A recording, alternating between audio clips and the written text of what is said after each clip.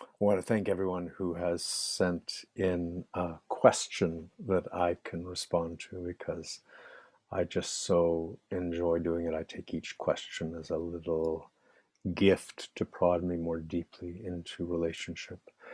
Um, and there's a question that was sent in by Marise.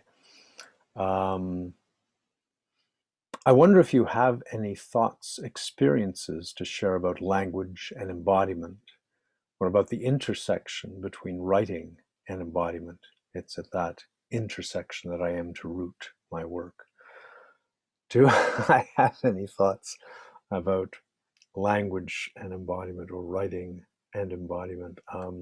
Too many, too many.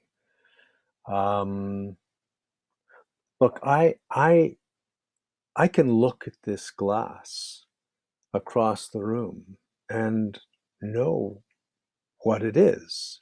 Why do I know what it is? Because I have held it. I felt its weight, its coolness, its texture. I have encountered it.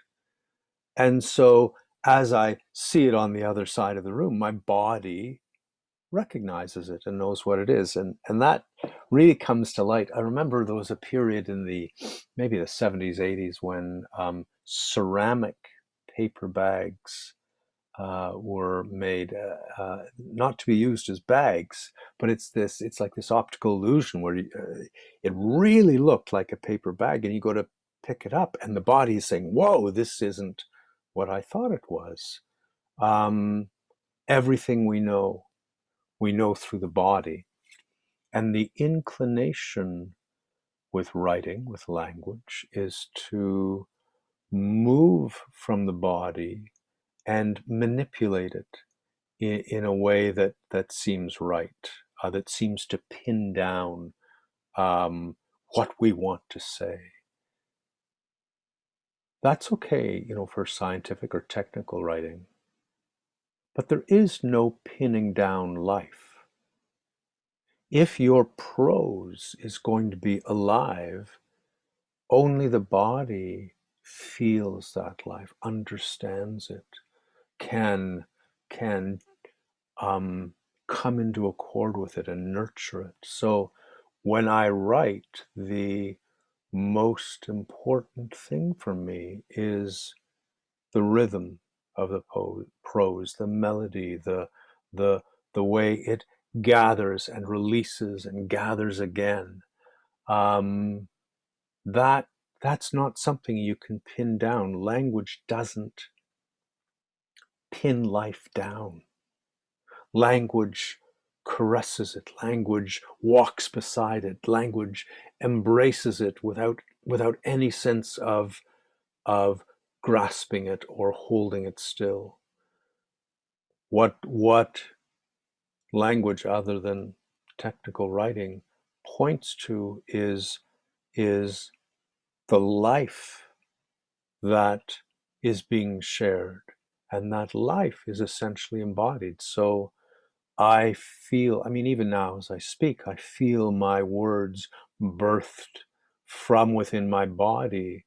And it's like the body is a cavern, and the word consolidates within that cavern and echoes through it and is clarified in that process, and is spoken or is written. I can detach from that process. I was trained from an early age to do that. So I can I can dissociate from the body, and I can say a whole lot of things that I think are really interesting and should be shared. And you can see I'm not feeling a thing when the mind and being, thinking and being come together. Every thought is felt and clarified through the body's deep resonance. And every sensation within the body is understood to be a form of thinking. Um, People over the years have uh, contested with each other to determine what makes Shakespeare great. And there are so many theories about that. But for me, Shakespeare's language was utterly embodied. Um, I remember one English poet had been charged with the task of rewriting a Shakespearean play for modern audiences, and he gave up because he could not improve on the concise, potent, metaphoric language that Shakespeare used. And Shakespeare almost never uses is. This is whatever. His language is about action, which really is in accord with the Indo-European roots of our language. You look at those roots and they are about actions, about striking, about pulling, about holding. At the basis of these Proto-Indo-European roots is the body encountering the world. So you may know, I, as a teenager, took off from England for Japan on my bicycle. And there was one book I carried with me, and this is it. It's the complete works of Shakespeare, and it's a gorgeous book in lambskin. The pages are onion skin. I love this book, and it went with me everywhere. And I came back to it, and I came back to it. And um, I'd like to read you just a little passage. This is from Julius Shakespeare. When there's been thunder and lightning, it's like the natural world is echoing what is happening within the affairs of man. Um, and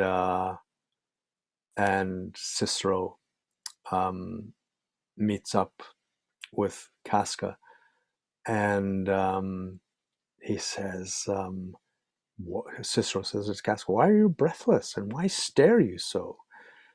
And Casca answers, "Are you not moved when all the sway of earth shakes like a thing unfirm?"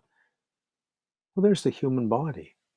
When all the sway of earth, not all the matter of earth, all the sway of earth shakes like a thing infirm. Infirmity is what we feel in our bodies when we're sick.